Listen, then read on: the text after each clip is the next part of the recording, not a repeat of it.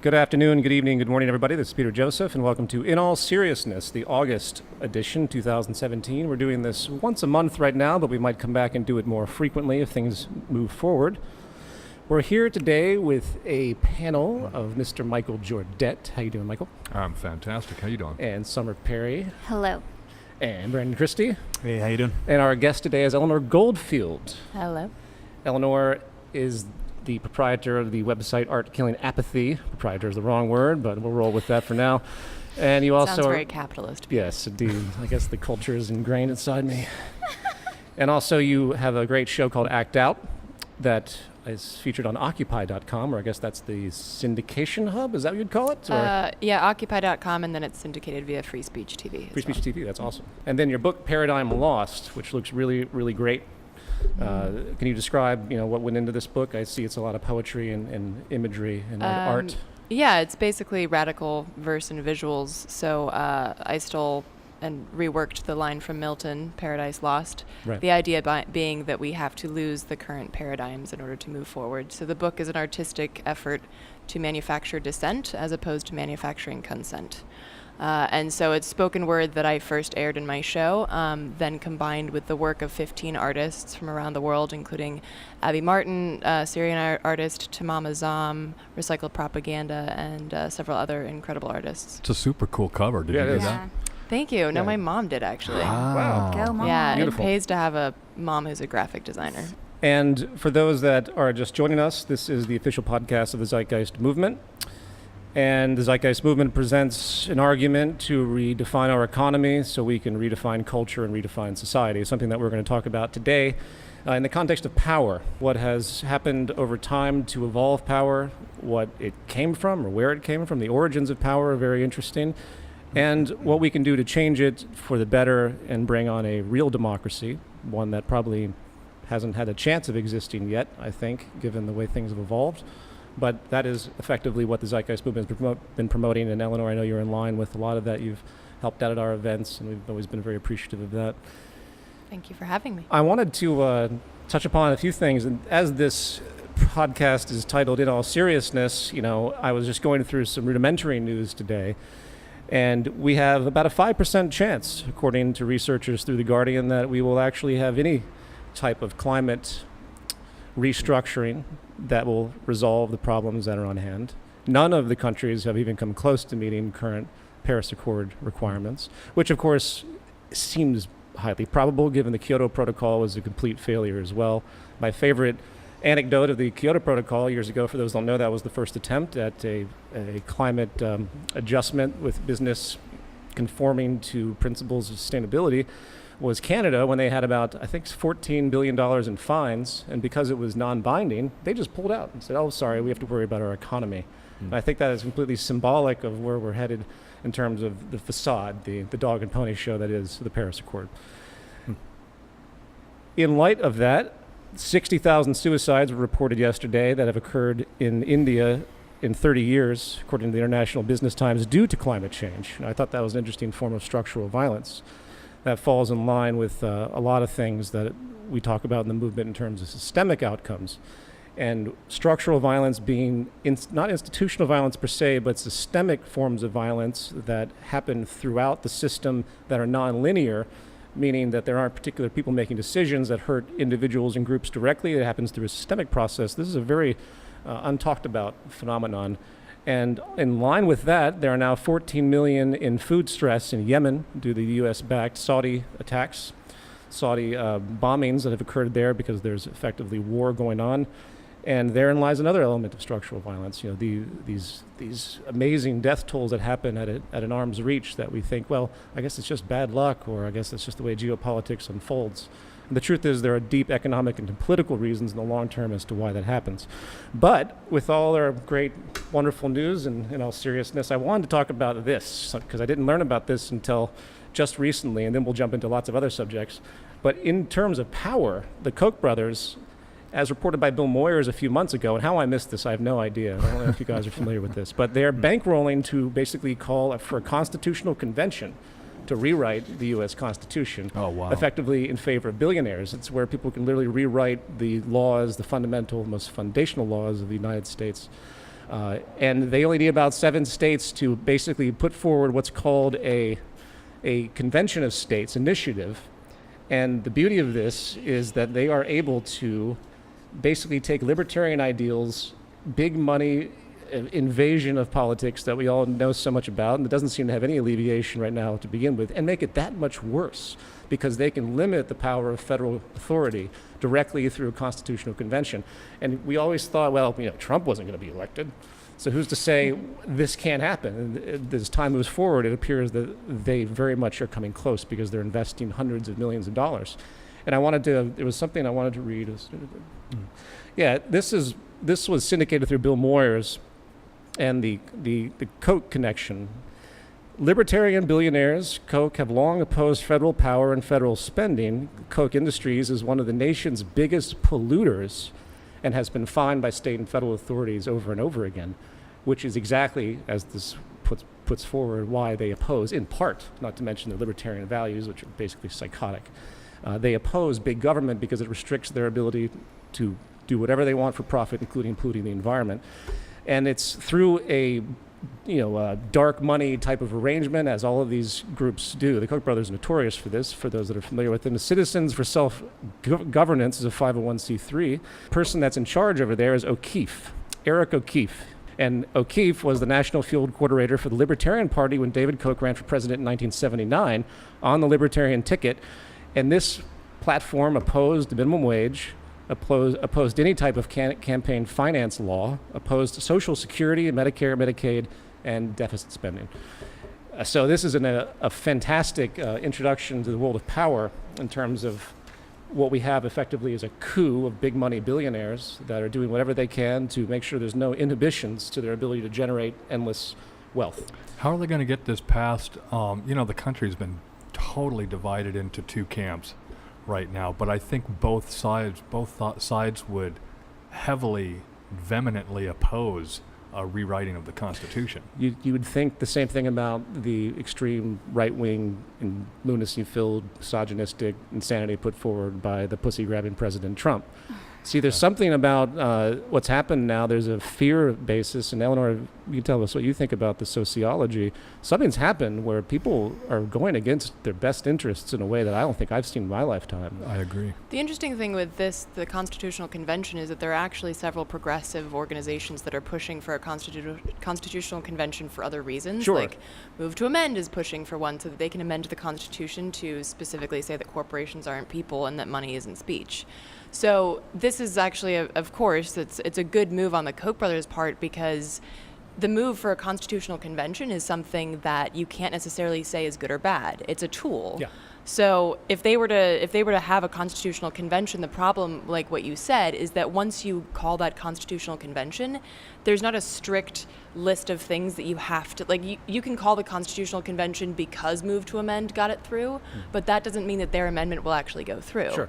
It means that everybody gets to sit there and talk about what amendments they want to add to the Constitution. Mm-hmm. And so then there are feminist groups that are like, well, then we want an amendment that says that women should get equal pay, and it's like, this is great, but you guys aren't the only players at that table. This kind of stuff is that definite problem, and I think, like, the problem isn't just that people vote against their best interest, is that they tend to follow the corporate and mainstream media. Mm-hmm. So if the corporate media says something like, oh, they're going to make it's a constitutional convention to make sure that government doesn't bother us about the specifics of our lives, and people are more inclined to eat that up just because they've been programmed to accept that as the correct narrative. Yeah. There's plenty of great reasons to have a constitutional convention. I can think of many, but with this type of pressure coming from the billionaire class, it adds a whole new level of order out of chaos. There could be very well-meaning people that want to make really good changes, and then people with hundreds of millions, if not tens of billions, come in to put their agenda in action. And the other problem is that in terms of voting these people out, the voting system is so horrendously rigged and broken and, well, fixed, I guess would be a better word. So that, with things like interstate cross-check that strike millions of voters off the rolls because they have Hispanic last names or typically black last names, with these sort of initiatives, even if you wanted to vote somebody out like Mitch McConnell, you'd have to have such a groundswell that you'd get over the percentage that they've already rigged it against you. Yep. So, which we did see happen in 2012. Obama actually won by a larger margin than they had already fixed the. Which, I mean, we can talk about whether that's good or not, but but the issue being that you have to, like, the onus is, always, it gets cliche, but the onus is always on the people to really rise up and figure out what's going on. And you're right, people haven't heard about this. More people have probably heard about move to amend or something in terms of a constitutional convention, if they've even heard about that. Yeah, which, if there was a big public interest in this and there was on the news, what's the potential of a constitutional convention in America, then that would be great. The fact that you see this kind of covertly floating under the surface, because I wasn't aware of it. I pay attention to a lot of this stuff. This was just a couple of days ago. I was listening to the radio, and someone had written a whole book effectively on this subject. The strategy, the Machiavellian strategy of folks like this that are so pathologically inclined to preserve their values, and their values being libertarian values, that money rules and they have the freedom to do whatever they want with it, and that government is bad, which hence democracy is bad, because that's exactly what that implies. That's a difficult thing to say, but if you really think about what government represents, it has to do with some type of organization of a people in a democratic setting, network, and participation. Just because our government is shit now doesn't mean it has to be in the future. In this context of the Zeitgeist movement, you want to have a participatory type of system. You want to have, economics be the root of it that people contribute to directly, and remove that hierarchical power structure that no one understands, and they just feel like equal opportunity is basically the closest people have, which of course is just something they stamp on a contract for your equal opportunity employment. That doesn't make anything equal, of course. And the strive for justice has to be a strive for economic justice, and that's another thing that no one talks about. They've been so conditioned to think that justice and equality must be on the level of gender or race or creed or sexual orientation and so on. They never stop to think, rarely have I noticed anyone really bring up the issue of economic equality without immediately being labeled a communist or a socialist that wants to throw everyone in a gulag. Absolutely. And that's where we are, apparently. I'm very pro-gulag.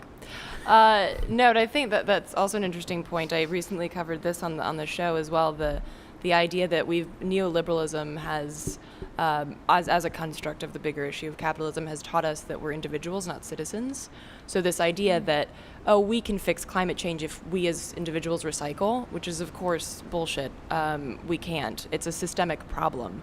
That doesn't mean that you shouldn't recycle, but it means that there are 100 companies that are responsible for 71% of emissions in the world.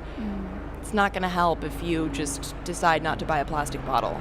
Not with the military-industrial complex polluting more than anything the world's ever seen. So. Which is the same sort of idea that, like, and that translates to other issues. Like, if you're poor, that means that you made the wrong decisions, and it's not my problem. I've picked myself up by my boots or whatever the hell. Like Tommy Lauren recently admitted that she's on her parents' health care, and yet she's against health care reform, I guess because it's not her damn problem. Yeah, it's an individualistic focus, and you see these things like even on the freeways here in LA, they'll say, save water, conserve water, and everyone gets that, but it's this individual focus where there's no systemic like agriculture. Agriculture is terribly organized. 70% of all fresh water goes to agriculture. Take shorter showers. This kind of individual. I saw an article on this. Isn't that indicative of just but the nature, going back to power and the psychology and the self-preserving mechanism? If people believe shit like that, if you believe that you have a moral free will, if you believe that there are no inhibiting factors that control your success as an individual, that carries over in a sort of conciliant fashion, in the words of Edward O. Wilson, where you believe one thing, it transfers to other beliefs. And then you suddenly believe, if the free market must be free, that means I must make or break myself. There be no outside influences. Right. And I think that's an excellent point, because if people continue to have that completely narrow focus, which they think is individualistic and empowering, they have no idea they're creating the precondition for subservience and dominance, because no individual can compete with society at large. Wasn't it Thatcher that said that there's no society? Remember that? Margaret Thatcher in the Reagan period? She literally was so pro-market and pro-privatization, that's effectively neoliberalism and abstraction. She made a comment, there's no society. And that's like something out of Network. It does. What a great film that was. Oh, yeah. It's such a great... Wow. Such a great distraction, too, to keep everyone narrowly focused, whether or not it's intentional, but just to make people continue to feel like their problems are larger than they are. Well, and that idea that and I noticed this just growing up in Sweden and the U.S., the amount of time that people talk about if you win the lottery here, but you're not going to. You, statistically, you'll never, ever win the lottery. But people at their actual economic shows on news that talk about, well, here's how you want to structure it, and here's how you want to spend this much, not that much. And it's like, but this is a ridiculous hypothetical, but you keep telling people that, oh, you might be the next one to win it big. You might be the next one to achieve the American dream. And so it's that win constant unless carrot. you play. Exactly. That's an excellent point, too. It is like a lottery mentality out there to who will be the next billionaire. Right down the street, I used to live, around here, and I'd go into the 7-Eleven, and every weekend, piles of poor people playing the lottery. Yeah. And I just wanted to talk to them and just do you have any idea what this does? This low probability, you're wasting. I mean, people would go in and spend hundreds of dollars. It's like they get That's big their stacks. week's paycheck. Yeah. Oh, and I wish, and I think it's cruel. I think it's a form of it's a social experiment. It's horrible. It's It slavery. makes people. It is, and it puts funds into the hands of corporate entities that claim they're going to do something for education. Very small percentages, research has shown go to anything that actually has social support. And it has a utility, going back to the subject of power, it has a utility to keep people in this sense of improbableness, where they can't organize themselves enough to see effectively how they're being screwed. And I don't know, it's very interesting. Speaking of where you live, did you read the comments on the last podcast? One of the viewers thought that this was Peter Joseph's fat Oh yes, pad. this is my multi-million-dollar pad. We wish. Very, very sparsely decorated. Yes. A lot of room for ballroom dancing. And Well, at the root of the power system, of course, is money. And I wanted to bring in this book up that was written in the 1950s. I think it was 1950s, 40s or 50s. And if anyone hasn't looked into it, I strongly suggest it. 1943. It's Robert Brady's Business as a System of Power. And he's a Veblenite, as many refer to him. He studied Thorstein Veblen, one of my favorite sociologists. And the beauty of this book is it goes through a lot of history of power and then the relationship of business to Nazism, and it basically decodes the business construct. And it's still relevant today. Oh, it's absolutely relevant Wow. today. Here's just a brief quote, which is extremely obvious, but I think it's great the way he puts it, because no one really puts this together in terms of the fact that the world is run by business, and business is not a democracy. There's nothing democratic or even participatory about business in a way that you would even consider it to be socially viable in terms of equality and so on. He states, within the corporation, all policies emanate from the control above. In the union of this power to determine policy with the execution thereof, all authority necessarily proceeds from the top to the bottom, and all responsibility from the bottom to the top. That is, of course, the inverse of democratic control. It follows the structural conditions of dictatorial power. Wow. And it's funny to me that basic thing that we all experience, people going into their jobs, libertarian arguments, free market, Ayn Rand, it's all in support, if you believe in market enterprise, in support of dictatorial control as a kind of liberty, and this completely backwards, up is down, left is right, kind of Orwellian, euphemistic thinking. Absolutely. Fascinating. Yeah. And so it's an excellent book. When was that written? 1943. Wow, See, amazing. nothing's really changed. no. Nothing's- Well, I mean, it's you gotten can worse, read books about the French Revolution, and you're like, yep, that happened. That happened. It's just king. Yeah. It was a king. Now it's capitalists, and I mean, it's sort of like this perpetual insanities loop that Right. humans go around, and then, which is another issue that, which is why I think like the Zeitgeist movement's so important, because if you look at how movements have toppled regimes, what happens is in the ashes of the old regimes, people tend to, because we're animals and we want some form of comfort, we tend to build like a version of what just fell, but just slightly different. So you still have these like strict systems of hierarchy. It's just that now your team is on the top, It just so looks it's a little okay. bit different. Yeah, Yeah. as opposed to and then being like, well, what if this hierarchical structure just doesn't work? What if doesn't we work, need to look yeah. at something on a more flat structure level? But that has to be built ahead of time, because in the ashes of the old, you're not going to have the level heads to come together and be like, let's build a much better system from scratch. I It's think just- that's where a lot of the when the Zeitgeist movement first came out, there was a lot of people saying, yeah, resource-based economy. So we have to the current system has to collapse, and then we'll rebuild this new system. And I was like, that's no. We'll just rebuild the same exact thing that we're used to. Right, and I almost wonder if it's related to when we're in a state of panic, which is usually how things change. It's revolutions, people are suffering, people are dying. Maybe it's that anxiety thinking that causes humans to fall into looking for a hierarchical structure, whether or not it's conscious. Going back to the power subject, hierarchy is effectively a means of securing your safety. And you see that in the wild, and I think there's something to be learned from our primate analogs, as it's referred to, our brethren ultimately. But the difference between the chimpanzees and human beings, even though our genetics are pretty much the same, is that we have developed prefrontal cortex. We have developed incredible behavioral control patterns and insight. And it's so sad when people reduce humans to that type of base level, because I still get that comment in conversations so very frequently. It's the general kind of ignorant sense that hierarchy is natural. In fact, in the second chapter of my book, I don't know if you ever had a chance to read any of that, but I talk about social dominance theory, and it's something I wanted to bring up. It's a theory that was put forward by these two psychologists a number of years back, and it gained a lot of traction, and I'll just try to summarize it. So I think it represents effectively an elitist theory that people should be aware of, because the basis of this idea you see everywhere. It's very intuitively driven. And that's the idea that any society that introduces a surplus triggers a orientation, what they call a social dominance orientation, something that is effectively the beast within, that forces some kind of mechanism of competition that leads to hierarchy for that effectively wealth, that surplus.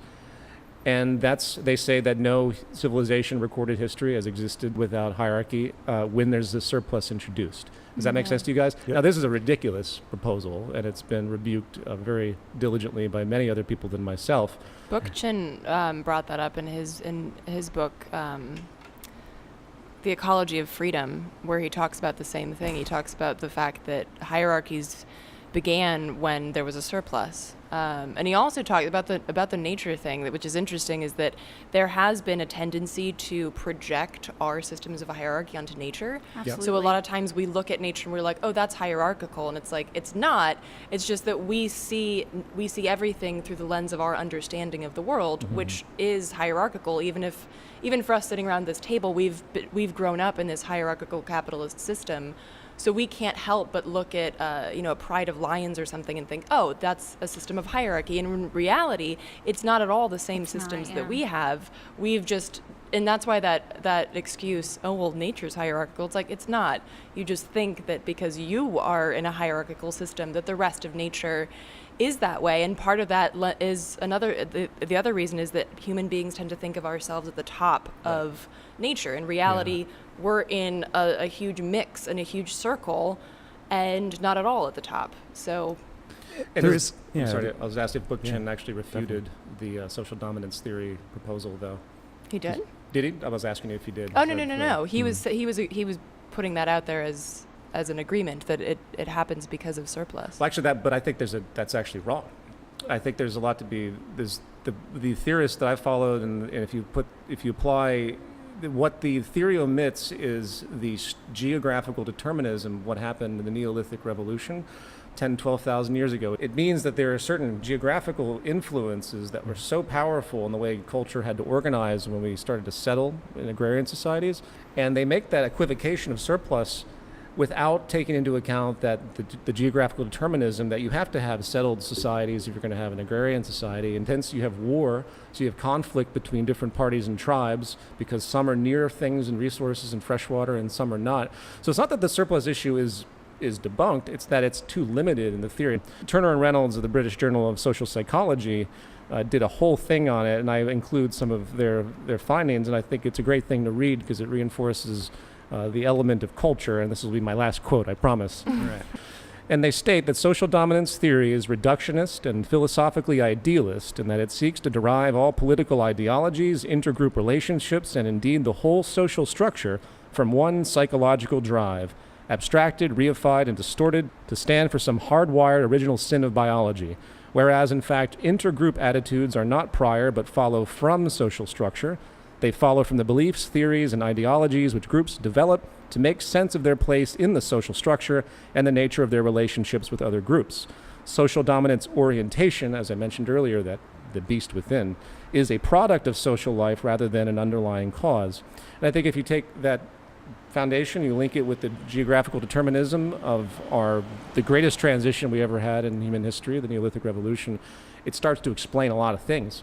And now we're on the cusp of something very different in terms of the abundance potential and all the things that we're capable of that really didn't start until the Industrial Revolution. The Great Divergence, they call it, out of the Malthusian Trap, was that eon-long period where population just floundered and you had horrible periods of poverty and deprivation.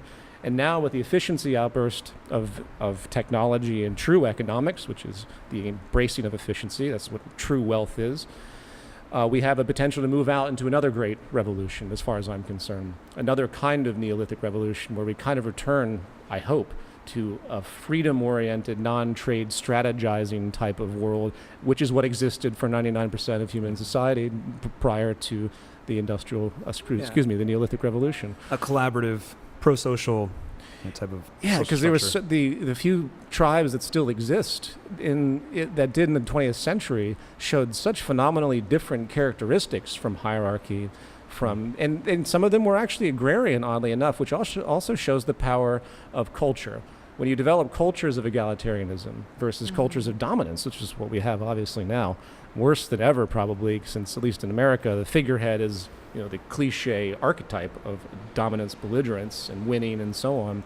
Well, going back to what you were saying as far as hierarchies, there is an order to nature naturally. I mean, it's kind of like an issue of semantics at some point. I mean, there is an order, and when you look at the anatomy of nature, and if you look at it a certain way, sure, there's hierarchies in that sense that work and that are natural and that support life, but as far as competitive survival hierarchies, it's almost like it's counterproductive now. It's counterproductive, absolutely. Sure, it is semantics, but I think the difference between order and hierarchy is that hierarchy has no real concern whether the people at the bottom are well off.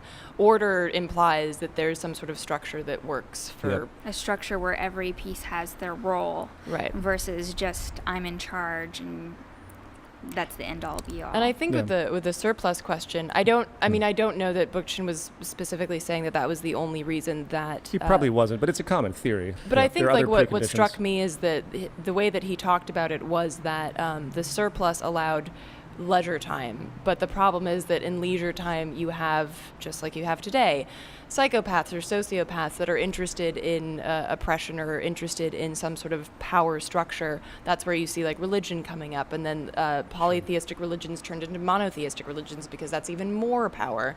So it's that idea, and that doesn't mean that human beings evolved to be psychopaths. It just means that when you're not hunting and gathering constantly, you do have time to sort of sit back and contemplate what that guy over there has. Sure.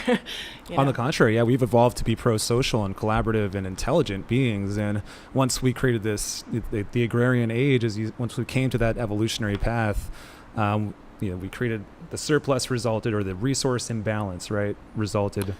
And that kind of moved us so much further back into a competitive survival hierarchy, which our primate brethren operate in till this day. And a lot of the indigenous cultures out there that have been studied, like people like Peter Faber, Margaret Mead, they point out that there were folks that were in very minimalistic societies that did have to forage a good amount, but they actually had far more free time than the average person today. And it's that culture of community that was developed, and a simplistic type of happiness too. Being aware of everyone's needs constantly. Social bonds becoming everyone's more needs important. being the number one thought on everyone's mind. Also, I just wonder if it's a numbers game at this point when you've got societies growing to be so large, you're going to have more incidents of people not getting their needs met. I think that's very true. Like if you're familiar with Dunbar's number, he basically found that human beings don't do well in groups of more than 150, because our ability to connect personally to more than 150 people, we're not hardwired to do that. Right. So the fact that there's a country of 300 million people across 3,000 miles is absurd. And that's why like any sort of U.S. federal government is, like going back to the power issue, the only way that you can keep control in that sort of space is to have a very strict system of a hierarchy where you can't possibly have connection. I mean, your senators don't care about you because they don't know you, and your backyard is not their backyard. So fuck it if a pipeline goes through your backyard, because that doesn't bother them. It's like there isn't that personal connection that smaller societies had. That's interesting, because we live here in most of us on the panel here live in LA, a city of millions, and we don't know any of our neighbors' names. But you go out into any small country, USA, and everybody knows everybody. Desensitization, it's almost overwhelming because we are so social and empathic to, connect in that fashion. Everywhere you go, there's people, so it's almost overwhelming. You kind of have to detach, otherwise it'd be too much. And of course, the stratification here, it's really bad. Would be interesting if we all knew we're all one, but that's a different topic. Well, at least the know internet has enabled people to be aware of other cultures. We are aware, and I think our empathic parts of our brain do fire up a little bit more so. Well, some will, some won't. In spite of things, right? I'd like to hope that there's been more of a global community, global tribe that's been developing. Well, it seems that society is growing linearly and technology is growing exponentially. So it's trying to match those two up. Technology is so much further ahead. In terms of perception, absolutely. Yeah. As far as education, it's very hard for people to conceive of exponential anything. Right. I was just going to say, though, it's almost like we evolve these, this prefrontal cortex that you point out a lot, and this intelligence. And then once this surplus resource imbalance kind of agrarian age hit, it moved us back into, again, this competitive survival hierarchy. And then we kind of almost like we used our intelligent nature towards this competitive framework to our own detriment, unintentionally. It's a purely Machiavellian theory. It's a power system of gaming. And now you have it's based on the assumption with this social Darwinistic view, coupled with the Malthusian view, the assumption that there's not enough to go around and people are going to have to fight. Yeah, and now you have intelligent creatures actually developing that framework, organizing now it's society got a whole around culture. that. Yeah, absolutely. Now it's a whole style. Now you have all sorts of pockets of divergent, cutthroat cultures, from the macro to a society like America that has this exceptionalism in culture. Very few Americans really have time to think or perhaps even care about what, say, the U.S. empire is actually doing and in the world and the injustice of that. And then at the same time, you have the microcosmos of it all. You have the street gangs. You have those that their entire basis of communication is violence and competition.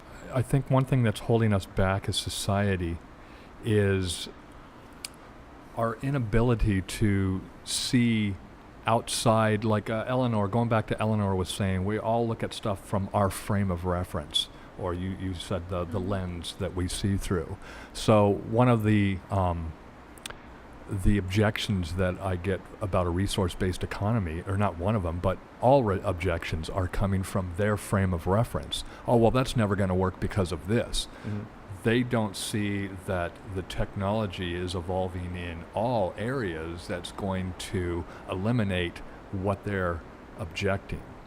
Yeah, in most cases, absolutely. And I think that's also part of the the construct of a capitalist society is to, like Noam Chomsky put it, like if you have, when he was specifically talking about the Democrat and Republican parties, but he said if you allow lively debate, but just in between these two pillars, then people will think that they're free range humans because they're allowed.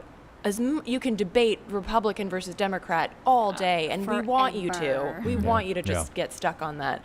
So when you say resource-based economy, that's like outside. That's like saying anarchy. That's just nonsense. Well, because it's outside the confines of the capitalist You say resource-based system. economy, they hear communism.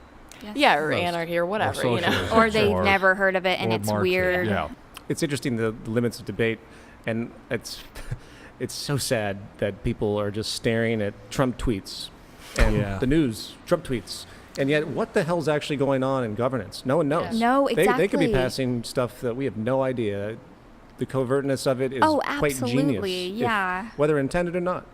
I'm sure there are molding policies that have And it terrible does- repercussions that no one's even talking Yeah, about. it doesn't even matter whether or not it's intended. It's a symptom of the structure of the system. It's just inherent. You have a corrupted system, you're going to get corrupted behavior. It doesn't even people don't have to plot it up. It just will happen naturally. Yeah. Well, I think on part of the media, it's definitely intentional, because the media, I mean, they're owned by the same corporate entities that control governance. Therefore, they're not going to stand there and talk about, oh, well, the U.S. just completely unilaterally bombed Syria for no reason. They can't put it that way. They talk about how beautiful the bombs are because they're Let me ask you this. Lockheed Martin. Do you think that it's a talking point phenomenon, as we'd see literally with like Fox News, or do you think it's kind of an indoctrination of these people where they've been so molded into the values that support this system and industry and war and the politics of it all, that they just gravitate naturally to those dispositions? Absolutely. I mean, I do think it's both. I think that, it's sort of, it's cyclical. Like, they are programmed to be that way, but then they are continuously told that this is the right thing to do, and this, the U.S. empire is doing good. And Rachel Maddow, I'm sure she thinks that she's doing a great job. And I'm Absolutely. sure that, in terms of book smarts, she probably is very intelligent, but she's intelligent within the confines of what this system allows you to be intelligent in. Yeah. Which Right. means that she doesn't look outside to see that spending 60% of her show on talking about what Putin was doing with our voting machines is a complete and utter waste of time, and it's absurd. Another great act of subterfuge is the Putin-Russia thing. Yeah. What an amazing spectacle. Yeah, it distracts and it perpetuates that nationalism and the political division. The focus on Trump only perpetuates the political division. Right. And keeps everyone away from any type of relevant discussion. Keeps everyone Speaking aggravated of power, emotionally. I don't watch much TV, but I was walking through the lounge today at the building where I live, and the TV was on, and President Trump was on.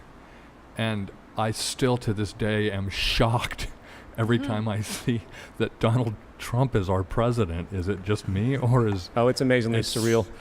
I mean, But then again... I feel like I'm so jaded that when the next day I was shocked, not because it happened, but because the deep state didn't make sure that Hillary won. That was what was surprising to me. Not that somebody that racist, that sexist, and that full of shit and stupid could win. That's just an example of where we are as a country. So I wasn't really surprised in that sense. I was just surprised that deep state didn't Exactly. put a handle on I was Hillary. surprised. I thought, well, did Wall Street drop the ball? Yeah, what happened, They've guys? never done that before. And who is supported by millions of people, that people actually support his worldview. And people aren't even grasping basic, sustainability or social equality concepts. You just kind of looked around your world and wondered. I mean, apparently we're much further back than we thought we were. You had all these apparently establishment figures like the Koch brothers that were opposed to Trump. But now Trump pretty much supports everything that they value, whether it's spoken. Maybe that was reverse psychology. Well, I think the power system saw the merit in having what is effectively a cathartic candidate, a candidate that people said, well, we hate the general political establishment, we got to get somebody else in. And of course, they weren't going to allow Sanders, so they had to have somebody to get behind that gave that cathartic, just like Obama's election under the guise of change. It was still they're seeking, we got to do something to relieve the tensions in society, so let's put in a black president. Let's make it about change, even though nothing changed. And because Clinton has such a terrible vibe that just everyone, even those that are Democratic, I don't know how they didn't see that coming. But anyway, I think it's just fascinating that really the policies haven't changed. They're just the same libertarian talking points, regardless of the claims. But anyway, in terms of power, though, I'll stay on focus because I don't want to get sucked in the Trump black hole. Because God damn, it's pointless. Right? It's just, it makes me offended just to talk about him anymore. Because everyone's talking about it. I just hate it so much.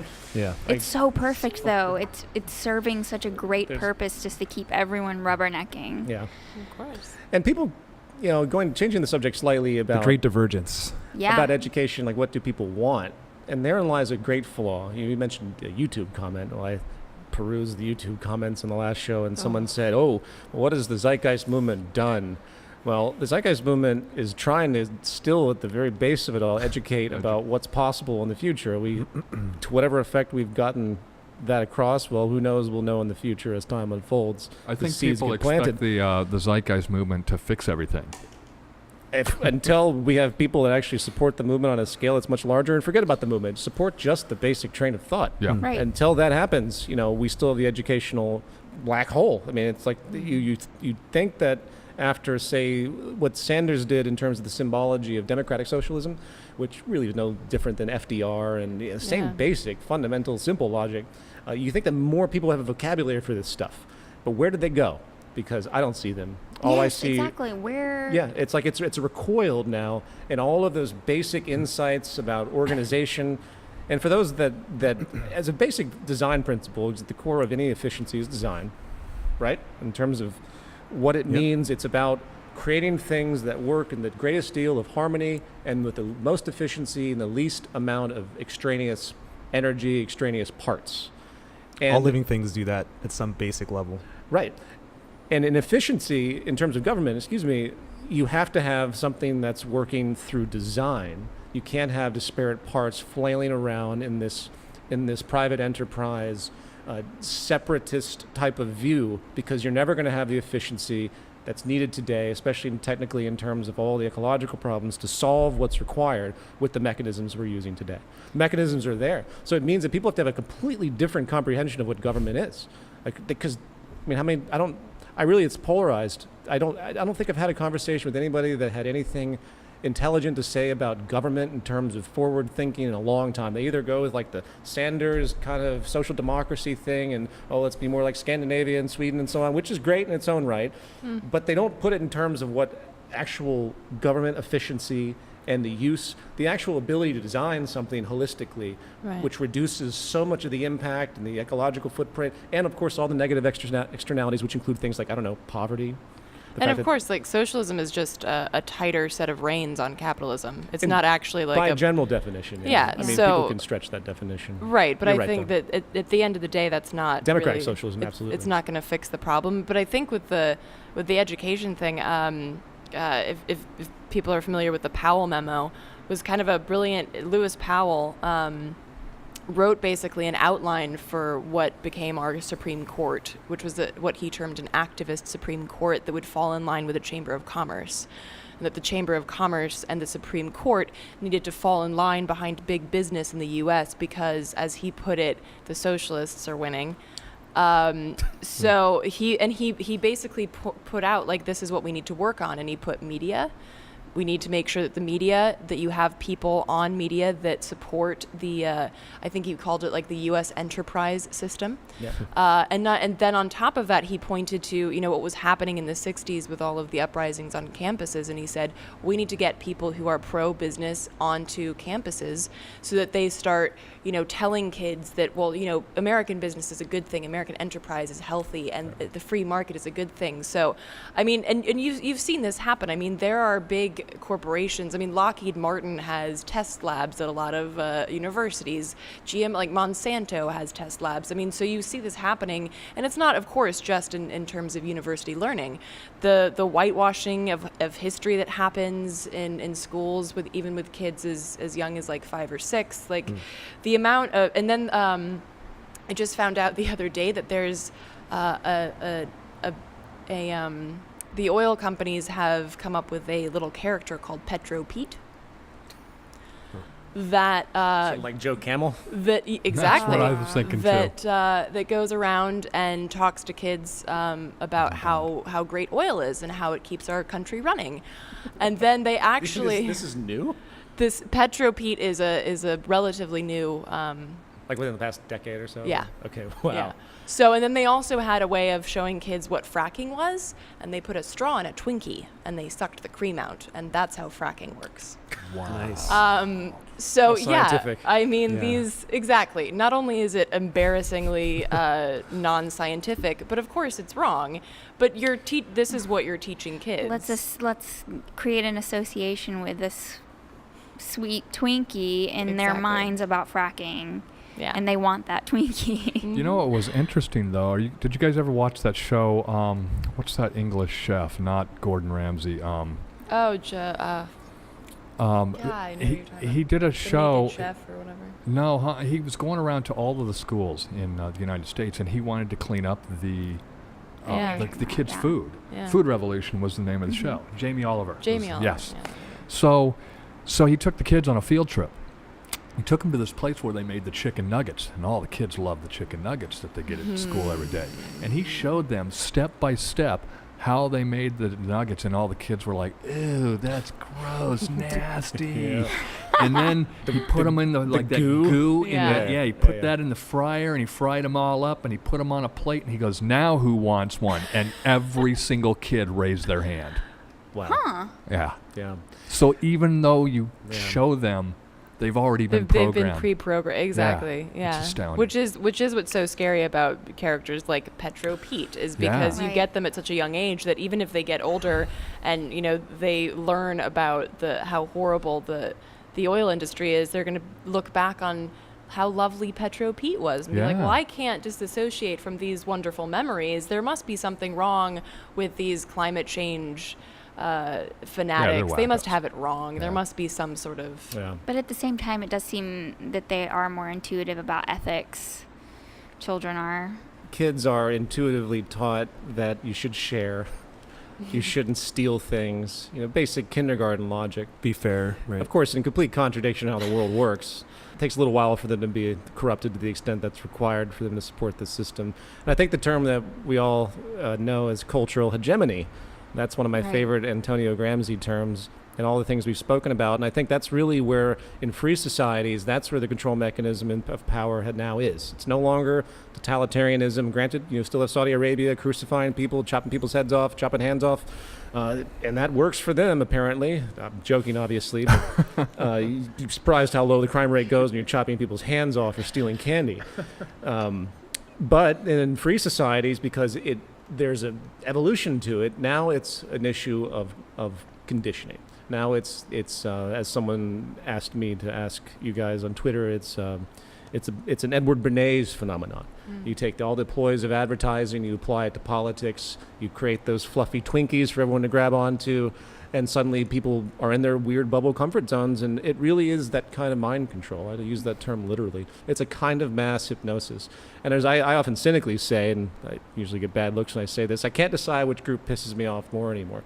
The rich, psychopathic billionaires and captains of industry that bleed into politics and the revolving door, or the placated average family that has had their heads so stuck in the sand, pumping out children, looking for their next job. I'm not against children, by the way. I'm just saying there's this sad ritual that's happened that makes normality a certain way, and people just want that normality. And I think to me that's probably the biggest force against it. And people often say, well, there's got to be destabilization. Jacques Fresco used to always say, there's going to have to be some big destabilization. I don't really believe that's that. necessary. Well, I don't think, as you pointed out with the chicken nuggets, I don't think it really does anything because people just keep revising the way they think about the circumstance. It It's okay, doesn't yeah, we change have the programming. So we have 2 billion people effectively with food stress, at least 3/4 of a billion people that literally are starving. And what if it was 5 billion? I think people will just become more acclimated to that reality. What if the homelessness went from 80,000 in Los Angeles to 160,000? I don't think the city, I don't think the people would really alter their general, unfortunately, selfish, only myopic if it perspectives. gets to the point where they can't. Where it bothers them in a way that's deeply interfering. But I think Right. even then, they are able to justify this I stuff guess in their own mind. I do have a bit more hope on that level, just because I've seen people coming together across, like, on very different parts Right. of the political spectrum in order to, for example, fight a pipeline. You have the libertarian ranch owner with the anarchist tree sitters coming together and being like, this is bullshit, we're not going to let this happen.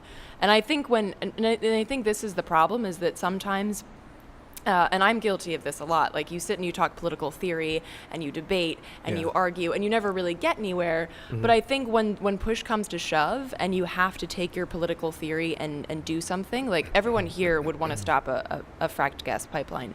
And if you actually take that out into the field, so to speak, onto the front lines, you'll find people that might not agree with you on a broad like a lot of subjects, Sure. but they agree with you that this is not okay. And because it is happening right here, right in their backyard, they are going to do something about it. Creates a common ground. Too. Right. And so I do have hope in that, but I think for a lot of people, it has to get to the point where, oh, you're threatening to use eminent domain on my ranch, and therefore I have to do something. Yeah, it affects them personally, and that's where that normality becomes to be disturbed a little bit. People do want their normality and want to feel success, some kind of success in the disorder that we see. Oh, being an activist sucks. Activism is a depressing, miserable venture. See, that's the capitalist You talking. do again. have to constantly be taking perspective. it You make sucks. it sound like you can make money at it too, Peter. That's not. Which is that much worse. See, therein lies another element of this sort of reciprocating power, where people get into something genuinely, and then they slowly sell out because they realize they have something that's popular. And so many people, or I've watched an evolution that had very strong ideals, and then you just slowly saw them cave, and they'll have some show or there are more tons of books, and I it's tough because I think again it works on multiple levels, consciously and subconsciously, where especially as people age, their idealism starts to shift, and they gravitate towards things like family and so on, and the cycle continues. And I guess my hope, and I'm optimistic too, but is that people finally have the empathic awakening, where they finally see that as I always say, the catchphrase is your self-interest has to become social interest. And that's a very literal thing. And that power is there, that solidarity is there in building. And if you could build that value system, and again, everything works against it because of our prevailing social psychology from the market and what people have to deal with every day. But if that can be built, if we can build that type of empathic education, suddenly people will be offended by the fact that 60% of society in real terms is in poverty. They will be offended when they walk down the street and step over homeless people. They will take out their rage on the people actually in power, and not just arbitrary violence that we continue to see rising in the general destabilization, whether it's terrorism or whatnot. I'm not advocating violence against anybody, but you see my point. I think so. There's a confusion that no one knows who to blame anymore about these issues. And that's, again, where the movement and many other great organizations and people, I just hope the galvanization begins to happen, because with the current twist of things, it seems like we've been regressing. But I'm hoping that I'm wrong about that in terms of American progress. But then again, you look at other countries. I don't see that much of an economic difference. I don't see that much of a social difference. Well, I think you're it's from also Sweden. I want to talk about that a little bit, because Sweden gets held different, up a lot. But go on, finish what you're going to say. They do. That's a good subject. It is, but I think part of the problem with that is that again, with the programming thing, which is really where the power hierarchy stems from. But I think we're taught to admire. No one's taught to admire a homeless person. You're taught to admire Trump on some sick level. You're taught to admire these captains of industry, because you are supposed to want their lifestyle. Yep. You're not supposed to want the single mom lifestyle. And therefore, because we have this admiration for these people, we somehow our sort of empathy gets tripped. And so because we are taught not to want to be like people who are more poor than us, we fall into that idea that, oh, well, then they must be worse than me. They must be dumber. They must be worse at handling their money or whatever. Sure. They must just be drug addicts or what have you. And so that human connection, we sever it in a lot of ways by putting people on a pedestal that are these rich people, and just pushing everybody else that's poorer than us as an example of their own failings, as opposed to the system's failings as a whole. And the fear of poverty, too, makes you not want to deal with it. I mean... And it's much more convenient to look down at people in poverty and say that they're authors of their own poverty. It always reminds me, I've talked about this quite a few times, but slavery, Martin Luther King pointed this out very clearly in the 60s. He said, when slavery ended, civil rights, that slavery never really officially ended. It was a long, hideous dispersed process. Throughout society. Reintegration, convict leasing, and so on, Mutated, all that stuff. yeah. And he said, the biggest power problem they had was poor whites identifying with the newly freed poor blacks. And if they couldn't let those people come together, which is still kind of the case today when you think about it in terms of classism and rather than racial or general social injustice problems with disparate groups. It's a divide and conquer phenomenon. So the end result is that they created circumstances legally where white society was given a higher stature and could actually have legal prosecution against black society for various things. And basically they took poor white society and gave them the illusion that they were on par with their rich white masters. Right. And that's And- really the same phenomenon you see today. And look at what it has Right. created, these illusions of that, oh, you're just temporarily not in the right place. Eventually you'll be rich. A temporarily Yeah. temporarily embarrassed millionaire. Yes, exactly. And, oh, wow, that's a can of worms there, that one. Of all the subjects we could talk about in terms of power, I think this conflict, divide and conquer phenomenon probably is the best way of keeping things the way they are. James Madison wrote a letter to Thomas Jefferson about the divide et impera concept, the divide and conquer concept, and he said that Really? he felt that this was the only way that a republic, I can't remember the exact words, but he was like, he felt that it was the only way that a republic could be, a republic could work. And particularly as westward expansion continued, he said, divide et impera would be your best friend because it would allow you to keep control over these huge swaths of land and maintain a republic Yeah.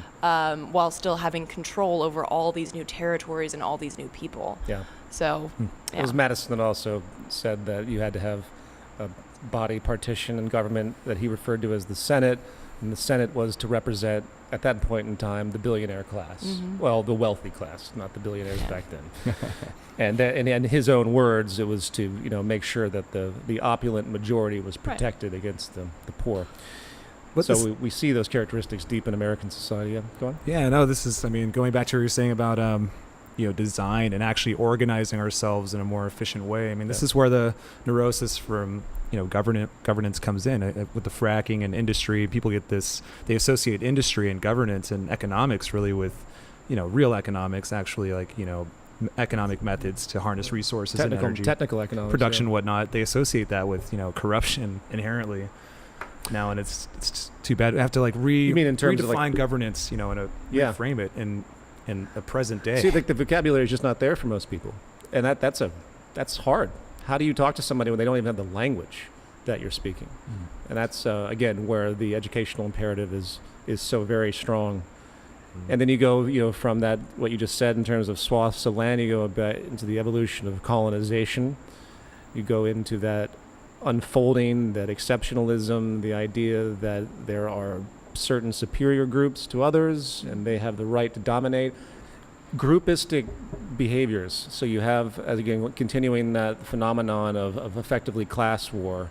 But within the class war, there are groups that find antagonism. So in this culture, the Trump prevailing xenophobia of immigrants taking jobs, immigrants taking social resources, immigrants being rapists, and so on. That is such an So old ridiculous. phenomenon. It goes so far back.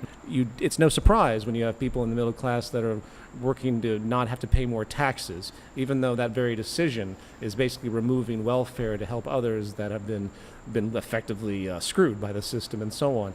The point I'm trying to make is that there's a dynamic that keeps reinforcing the outcomes that we see by the most basic logic of people in a groupistic sense. Does that make sense?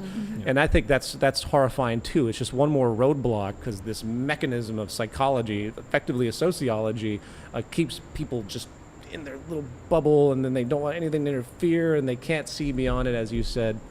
And suddenly, you just continue to have society plow along with the same type of divergent, separatist, xenophobic, racist, bigoted, classist, and everyone thinks they're just doing the right thing. They don't even know what they're doing. Just because blaming they're each stuck. other. Yeah. Not seeing the underlying oppression of the economic system itself, which oppresses everybody. Yeah, I collectively, think and so. Restricts prosperity and what it could be. Well, I think because it's manifested of sick neuroses. Let's not assume that just because someone's extremely wealthy, they're suddenly happy. That's Right. actually not even the case. The victimization of those with a lot of money is very clear. As I've written about, you have all of these terrible loss of empathic phenomena, these terrible psychological things that happen when people gain more and more money, the things that they start to concern themselves with. They worry about financial things that they probably didn't prior. They lose their sense of connection to others. They lose lots of friends. They question everyone around them because if you have $1 billion, you probably have a lot of people around you, especially in this society, that want something from you. They want you to invest in something. They want to borrow some money. So you end up with this sort of isolationism. Isolation, And I yeah. think, there's many studies that have correlated high wealth to actually a lot of depression. Right. So there is suffering, I agree. And I definitely don't take the position that, we should be hating any particular group. The victimization is broad. But when you go, but then you have the Koch brothers, which are an embodiment of all of this, where their machine does have to be shut down, along with the system eventually. And therein lies, the other level. How far do you just throw? How many darts do you throw at the elephant, assuming it's going to actually do anything, before the elephant heals, before you get the other set of darts going around the other side? So the radical change is where I'm at a loss. I mean, you could theorize all sorts of stuff, but what do you think needs to happen in terms of galvanization, Eleanor? Yeah, we got about 25 minutes left. Let's talk about solutions. Eleanor, how do we fix this shit? Let's solve world We're going to problems. solve everything right now. Get ready. Yeah. And then we'll all go have drinks. No, I think what I've been seeing from groups and what I've just been seeing from even global initiatives is that you have to, it sounds so cliche, but you have to work locally. And at the same time, think globally, because I know that you and other people are very against this whole like Luddite perspective that like, oh, we should, technology is evil and technology is what's taking us away from each other. And of course, that's completely wrong. What we need to do is embrace technology as a populist mechanism and not as something that, because the only reason that technology is quote unquote bad is because it's owned by the 1%. Sure. But the incentives are fucked up. Of course. I mean, everyone's absolutely. incentives are fucked up in this society. But I think what I've really seen work the best is on a local level. And I mean, you see this, and if you've seen this even with like Naomi Klein's shock doctrine, like what happened after Hurricane Sandy, Occupy Sandy was a tremendous example of the community coming together because the local government was like, I can't help you. And so people were like, well, fuck it, I'll do it. So they were the ones who set up like little medic tents, and they set up, food delivery services, and they came together as a community in New York and said, we are going to get this done. We're going to take care of each other. Mm-hmm. Because in those sort of moments, when everything else is stripped away, you're not going to care about your new car. It becomes sort of like this base human reaction, which, as you pointed out, does care about social relationships, does care about the human connection. And you've seen that you saw the same thing after Katrina.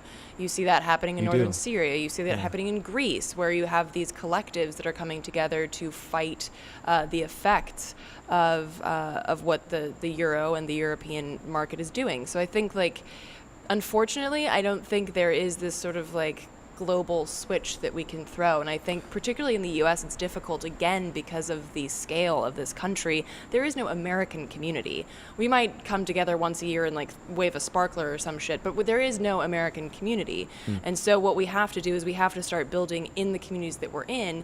And I also think it's important to note that that doesn't have to be your street. That can be where you have, like, not your people, because that sounds divisive, but where you have your group that you feel the most able to build in. So the hackers will build in their hacker collectives. They might not live in the same place, but that's where they're building. So it's like, build where you feel that you can make a difference and where you feel that you can actually build something that isn't just a reaction to the status quo, because movements tend to be very reactionary.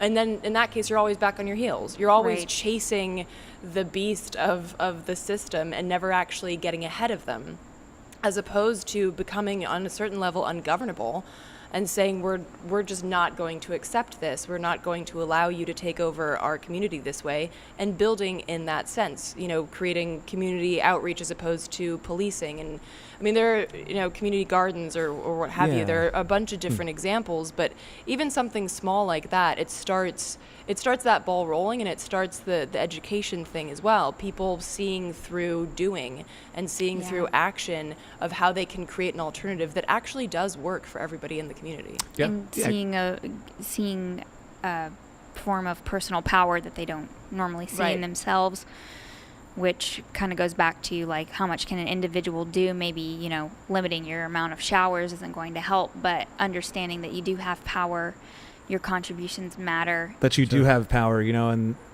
activism can be individual or it can be collective, and both, and it'll take different contexts, and on the internet or real life. And I think that people do want to take immediate action and feel tangible. One of the things with the movement, the Zeitgeist movement, is it's so long-term and evolutionary, and broad, and taking a long-term perspective and seeing the underlying, roots of the social unrest and the corruption and whatnot in the world. That there's very little tangible, return on efforts. So it's hard for people because there's nothing, it's not like planting a tree or a community garden type thing or immediate action. But I think we can take immediate actions. I think one thing that will really help build the solidarity that we need and galvanize, as you said, is having that awareness coupled with it. That awareness and the information, combined with our actions. That what would it take for us to just have that educational awareness part with those immediate actions, that we take. Things like the time banks, things like sharing libraries like they did in the movement in Toronto. I call it lo-fi, where you're doing things in a very low-tech way, but it creates values that are different. And that's what's desperately needed. Is I'm not sure the terms of the chicken and the egg. We all know that we have a culture that's being imposed, so to speak, because of the incentives and the procedural dynamics of the way we have to survive right now. And it moves against human collaboration. It moves against having empathy. But within that, there has to be a way to break through, just as we all, I think, have, where you have to survive in this system, but you don't let it inhibit your values and your sensibilities, exactly. and you're willing to do things to counter it. The time banks are actually a very interesting phenomenon, along with certain anarchistic things, crypto anarchy, and people that are trying to do things, and that's another conversation we can touch upon at another date in terms of blockchain and other phenomenon that could create an infrastructure in community. And then you just start scaling it out. And the beauty, and I've talked about this, and I have to say it because it's very important that people realize that the most efficient trend we have, ephemeralization, the more with less phenomenon, will enable people to live in communities with less and less material needs as far as the means of production. And less dependencies on large institutions and corporations. I mean, think about what would happen if blockchain took hold and you were able to use this kind of infrastructure and open source to design, say, a social network that isn't like Soviet Facebook today that has 2 billion people. They have the largest censorship capacity on the earth. They can censor stronger than China. Yeah. Their power is unmatched. They should not exist with that type of centralized power. You're the product. They sell you. They can do anything they want. They don't post their restrictions. If I was to post something politically, they could take it down. I would have no recourse. They could remove my account. They could just eliminate you basically from the internet in terms of your business between Facebook and Google. That's horrible power concentration in obviously a climate that rewards this type of behavior. I'm not, by the way, against the idea of people having power in the sense that, when I go to a dentist, I'm releasing my power of decision making to someone that I trust that knows better than me. There are natural hierarchies in society based on who we are and our skills, and those should be embraced in the network type of collaborative system that we can come up with. It's fulfilling a role, and that's natural. Yeah. So imagine, going back to my point, imagine if you had, say, someone finally design an open source social network that existed, say, in a browser setting. Suddenly there is no middleman. And I think that's really where the world has to move. Anything like that, any kind of infrastructure like these small community projects, essentially create a reality voting circle. And the sense of community and support is very powerful. Just the daily moment-to-moment reminder that what's on your consciousness, what your intentions are being supported, mirrored back to you, and spreading is huge. Oh, yeah. Because when we have television just telling us, even if you have a moment of inspiration for a weekend, you sit alone in your home and you're like, I really want to change things. Monday morning, you're back in the office and the TV's on at the gas station and the grocery store, and it's like, no. You're surrounded by all the automaton purveyors of the values of the culture. And it's a wonder you can think out of it to begin with. I mean, I don't necessarily believe in free will in the sense that it's pitched, because of the very fact that our deep social nature, our which environment, is very much into us, we aren't perceptive of the way we're manipulated by the world around us. People don't even realize how much they perpetuate those values and those that corrupt nature. We catch ourselves doing it, even losing it with each other, honking at each other, and then you're like, did I really just do that? I had an opportunity to be the change I wanted to see. Yeah, local activism. There's common threads here to be recognized: the open source phenomenon, social equality, the economic equality of it, reducing the poverty and all its systemic effects. There's these things we can start to unify around and create the solidarity. And I think eventually, you're going to have very 3D printers that break the means of productions tied to corporations. And if the logic is followed, you could see a world that has no corporations, that has no more businesses, no more hierarchical structures that are unnatural, no more economic deprivation. You would have an equality that could be generated through systemic design in a completely open source, egalitarian, networked way. That's, like we talked about the Global Redesign Institute, that was a kernel of that idea. What if you created, just to show the world, a website that showed how they could have complete participatory economics and how to design something, and they could open source it, engage people, millions of minds around the world, use the wisdom of crowds in a real way, and allow them to actually create. The drop off of that, of course, is you have to have connections to resources. And all the resources today are owned clearly by power. And so how do we override that? Then people have to realize the merit that if we had that type of infrastructure, it would boost all of our efficiency. It would create vast innovation more rapidly than we're doing now. It could actually bring us back into sustainability and harmony with the planet because we'd actually know what we're doing. We don't have any idea what any resource amount is. We have no clue because no one will release the real data. We can only have historical evidence and trends that have come forward. I want to make one very clear point to those listening, that in a society that's based since the Neolithic Revolution on trade strategizing dominance, which is what it is. It's not this view that you provide a service and I provide a service and suddenly it's all a mutual exchange and that's liberty and freedom. That is not how it works out in the systemic unfolding. It might work out between me and my dentist, but that's not how it works out in a power structure based on this type of system.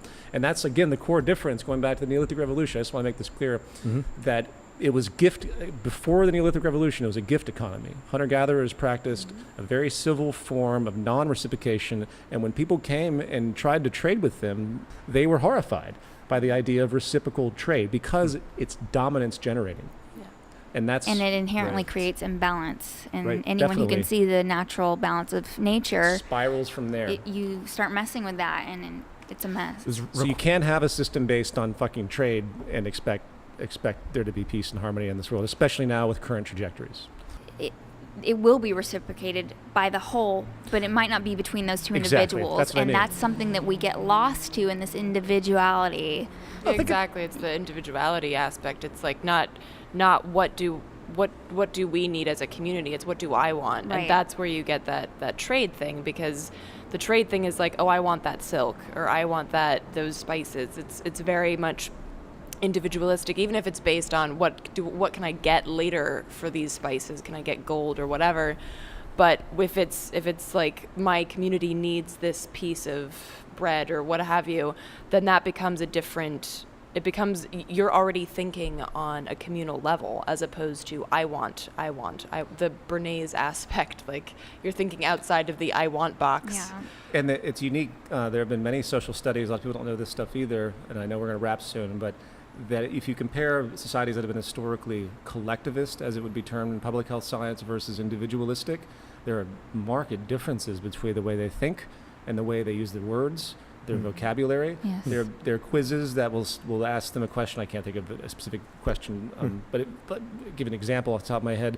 If you were to describe yourself, would you describe yourself in terms of how things relate to you or how you relate to things? And the collectivist society actually saw themselves as inclusive. They saw themselves within a larger organization or organism, and the individualistic societies went the other direction. I see most, if not all, of the solutions that have been put forth out here being developed actually on the blockchain today. These solutions are being decentralized, so there's no companies that are doing this. They're building these smart contracts that take care of all of this stuff that right now is corrupted beyond belief. Example of big time disruption that's going to happen within the next 10 years is the automation of transportation. That is going to be an unbelievable event when that happens, because right now we're so tied to our vehicles. They're like a part of us. Ownership. Right now, all of our vehicles are sitting down there Ball in the and parking chain, lot doing nothing. Once this is automated, we're going to be able to punch a button on our phone, tell it where we want to go. A vehicle will pull up, pick us up, take us there, and they're going to be scaled down. They're going to be electric. And then they drop us off where we want to go at the front door. We don't have to look for parking anymore. Then it goes and picks somebody up in that near vicinity, takes them to where they need to go, and it keeps doing that until it needs to charge, and then it goes to a charging station. It charges itself up. It pays via Bitcoin, and it's just all automated. So people in blockchain are envisioning helping in systems like that, is what you're saying? Absolutely. That we're going to do a show on blockchain for sure. Yeah, I mean it's crossing every industry. Even like the solar and energy, things are being developed. We talked about the social media that's not so, the Facebook controlled and stuff. They have this that's distributed networks that is actually only the real true content rises to the top because of the reputation of the content providers. So if content providers are providing bullshit facts, it sinks to the bottom and doesn't even get noticed anymore. As opposed to some algorithm or some individual that's... Facebook just hires these people on contract. And these people sit at home all day trying to figure out what's fake news and what's offensive. Decentralization and the open source stuff and the automation. All these things are trends, which are pushing out of the dysfunction of the capitalist system, if you will. So movements like the Zeitgeist movement and your work, we're just simply here to facilitate those trends and to help usher in, a new economic paradigm, a new cultural... I see us building the new systems that are making the old ones obsolete, like Buckminster Fuller talked about. So I am optimistic as long as we can tackle this climate change. That's definitely the problem of power and the psychosis of power, though, as much as we see these natural trends, will be a tremendous barrier. I love that statement, build a new system to make the old one obsolete, but there's something wrong with that statement because there is a serious power problem by people that are not going to be willfully giving up their ownership or positions or have any interest in collaborative. The Koch brothers really believe their values are the true values of liberty. But that's why I'm excited about the blockchain, because totally. the powers that are in control now, they can't do anything about this. Exactly. This cannot be uninvented. They can't close. They can't shut this down. The question, will it be co-opted and will it be regulated out? They're going to try their damnedest, that's for sure. Yeah. Well, it was built on opposing that, so hopefully those values will be intrinsically woven into it and will carry through. Yeah. And hence the need for a unifying body, a movement to unify people to create the solidarity necessary to leverage the change, leverage the change politically or in whatever way we need to. But until people are on the same page or have some kind of solidarity globally, amongst activist groups, amongst ideologies across all classes, creeds, and whatnot, until we have that kind of general unity, it's going to be very hard to go up against. Well, that's why ideas are the most important. Anybody can march in the street. There were 500,000 people at the Women's March in D.C. Could have stormed the White House. Not that I'm saying you necessarily should. But you're right. This is where ideas are very important. That's power of ideas and brings people together, because then you have the leverage to do something nonviolent. But you're totally right about the power neuroses being a huge problem, and I think it might be a good idea to keep revisiting this topic. It's going to underscore probably a lot of what we talked about. And maybe it might be cool for us to try to find some organizations that do operate in more flat network systems. I like the anarchy movements that have sort of come to fruition. We could talk more about that in terms of positives and negatives. There has been a strong subculture, but their motives tend to be less against markets and the underlying psychology and systemic problems of it, and they're more against states. Reaction. I would definitely recommend checking out Rojava. Rojava, yes. To I some saw of the your women, video on that. That was really cool. From Briefly describe that for our audience. So the Rojava revolution is happening in northern Syria. The Kurds are a historically very oppressed group, and they're the leader of the PKK, the Kurdish opposition movement. Öcalan is still in Turkish prison at the moment. And Turkey, for those who are unaware, has helped significantly with ISIS, giving them money, giving them arms. And of course, Turkey borders Syria, so they take arms into Syria via the Rojava region. And what Rojava has essentially done is they've created a flat structure, egalitarian, feminist society across all of northern Syria. Wow. That's that is, and fantastic. Amazing. the very smallest kernel of their power exists on a block. So they have something called community communes, and then that goes to a higher, like, multi-neighborhood council. But it's not higher in that sense. It's just that because the power of veto exists on that block level. Right. It doesn't exist up here. And on as well, they also have very strict demands as to the role of women. There has to be an equal amount of women in power roles. And not only that, but there is a specifically female military. There's co-ed and then there's female.